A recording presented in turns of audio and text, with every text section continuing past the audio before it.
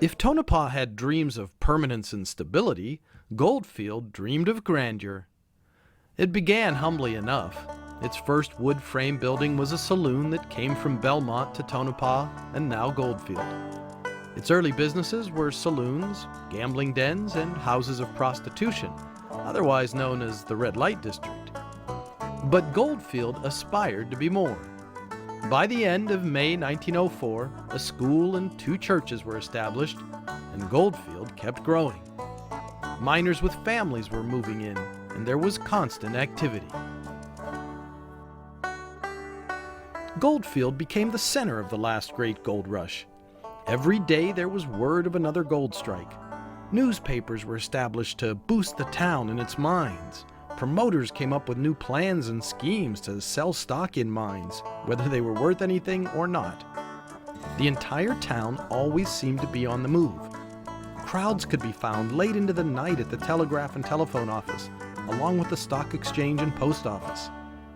Goldfield was brimming with excitement and energy, and it was all driven by the thrill of new gold discoveries nearly every day. One writer noticed that there was little distinction between the social classes. Miners, prospectors, and store owners mingled with brokers and businessmen from New York, Philadelphia, Chicago, and other large cities. This gold rush was different from others, and was, the writer went on to say, best exemplified by seeing on the same street the prospector with his burro and the mining engineer with his automobile. With continual rich discoveries and investments, Goldfield grew fast. By January 1905, 6,000 people had rushed to this desert town. Of course, one of its earliest businesses was a brewery, built in 1904. It was a real German beer garden with trees, benches, and tables. Prospectors would ride their burros here for a good glass of beer, one author wrote.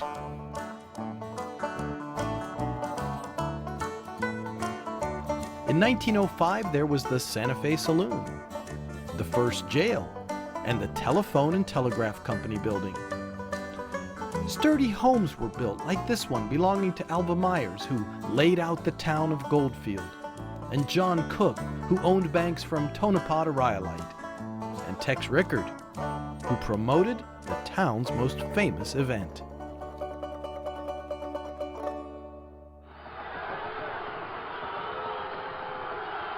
On September 3, 1906, the World Lightweight Boxing Championship was held here, between Oscar Nelson, nicknamed the Bat, and Joe Gans, the Old Master. It was the brainchild of 2 men, Tex Rickard, who was fresh from the Alaskan Klondike Rush, where he was a gambler, bartender, and small-time fight promoter, and New Yorker Jacob Herzig, who did time in prison for forgery and used the alias George Graham Rice. Rice came to Goldfield in 1904, set up an advertising bureau, and helped establish the L.M. Sullivan Trust, a stock promotion company. He later went on to write a little book revealingly titled, My Adventures with Your Money. Since Goldfield was dominated by men, sports were big, and this event was the biggest of all. A World Championship boxing match. From around the nation, writers came to cover the event.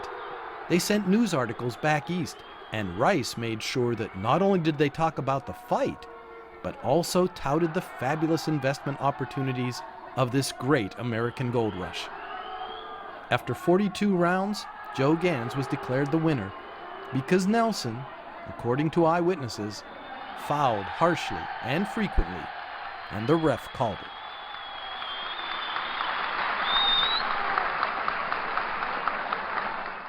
The promotion worked, and it helped seal the deal for Goldfield's big money. Now, while Tonopah's big money came from back east, Goldfield's was homegrown.